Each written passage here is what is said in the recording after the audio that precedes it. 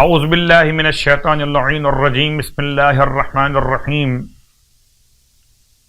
الحمد لأہلہ والصلاة علی اہلہا اما بعد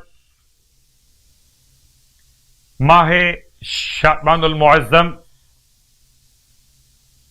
اس کے فضائل، اس کے اعمال، اس کی برکتیں اور رحمتیں، اور بالکل آخر میں اگر اب بھی انسان نے روزے نہ رکھے ہوں تو اسے چاہیے آخری 3 دن ماہ شعبان کے روزے رکھے اور اسے پھر ماہ مبارکہ رمضان سے ملا دے۔ راوی نے ملاقات کی امام رضا علیہ السلام سے، اور آپ نے استقبال ماہ مبارکہ رمضان کا طریقہ، ماہ شعبان کے اعمال، دعا، تلاوت قرآن اور صیام اور روزے رکھے جانے سے بیان کیا۔ انہی دعاؤں کے ساتھ مناجات امیر المومنین میں ایک جملہ آپ کی خدمت میں، الہی اپنے رب سے چپکے باتیں کرنے کا طریقہ، الہی ان افوت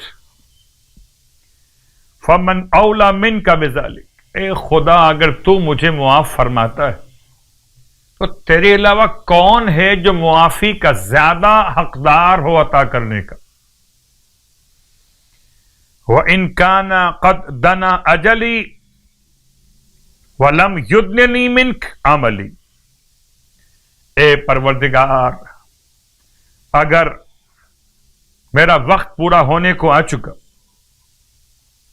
اور تیری بارگاہ میں میرا عمل مقبول نہیں ہو سکا تو پروردگار فقط جعلت الاقرار بالذنب الیک، تو میں اب تیری بارگاہ میں اپنے گناہوں کا اعتراف کرتا ہوں،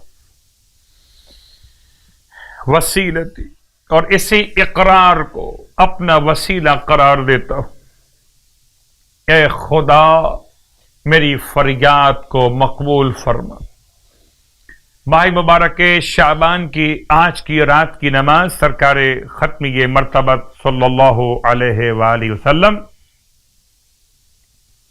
ارشاد فرماتے ہیں، آج کی رات کی نماز 2 رکعت، یعنی کہ شب 27 ماہ شعبان 2 رکعت نماز پڑھی جائے گی آج کی رات میں۔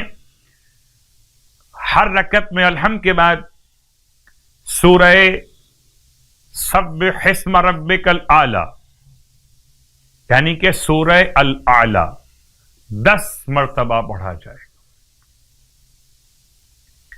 خداوند عالم اس نماز کی برکت سے نماز پڑھنے والے کے لیے 1 ملین نیکیاں، یعنی کہ 10 لاکھ نیکیاں لکھے گا، 1 ملین گناہ مٹا دے گا، یعنی 10 لاکھ گناہ مٹا دے گا، اور پروردگار اسے 1 ملین سے بھی زیادہ درجات اس کے بلند فرمائے گا۔ اللہ اکبر۔ اور اس کے لیے اس کے سر پر نور کے تاج کو رکھنے کے لیے فراہم فرمائے گا۔